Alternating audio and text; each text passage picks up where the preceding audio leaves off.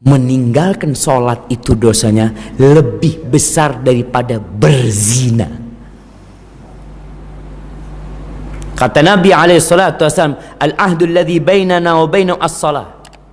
Yang membedakan kita dengan mereka itu sholat. Faman taraka as-salah faqad kafar. Yang meninggalkan sholat sudah kafir, kata Nabi SAW. Di sini terjadi perbedaan pendapat di antara para ulama. Orang yang meninggalkan sholat itu apakah masih Islam atau sudah keluar dari Islam? Yang nggak sholat sama sekali. Ada dua pendapat para ulama.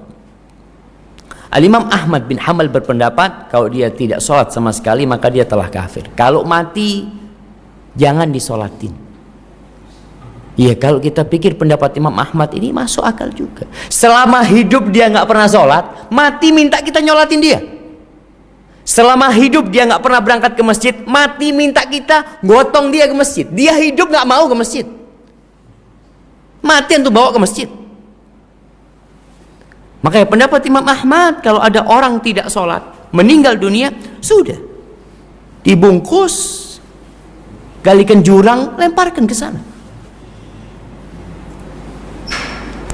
Jamaah, Allah kasih semuanya sama dia. Allah nggak minta banyak, dia tidak kerjakan tuh sholat.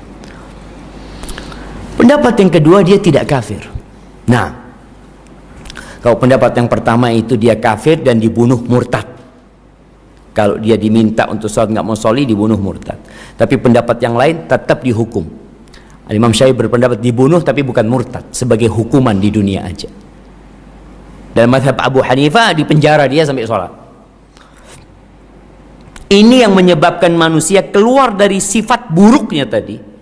Dia sholat dan alladzina hum ala salatihim daimun. Yang mereka senantiasa melaksanakan sholat,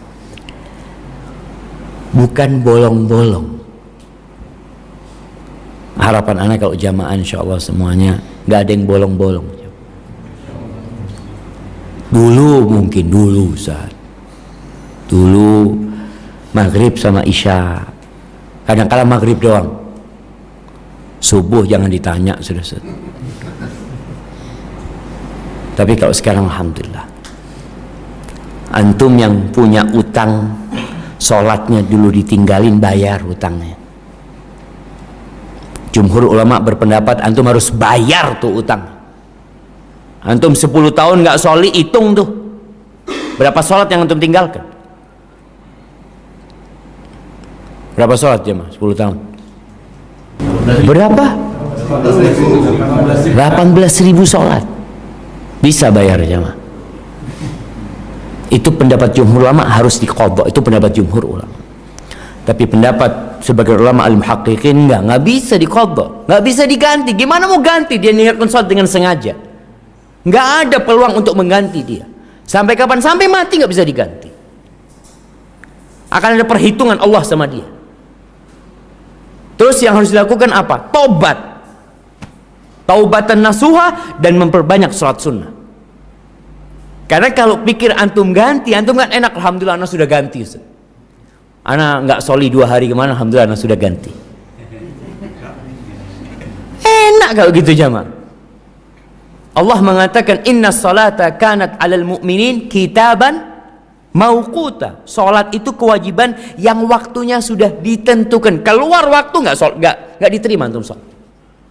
Kecuali dalam kondisi lupa atau ketiduran. Baru maka pendapat mungkin ya yang mending ketika antum punya utang salat, antum bertobat dengan taubatan nasuha. Artinya antum berusaha untuk tidak mengulanginya dan memperbanyak sholat sunnah.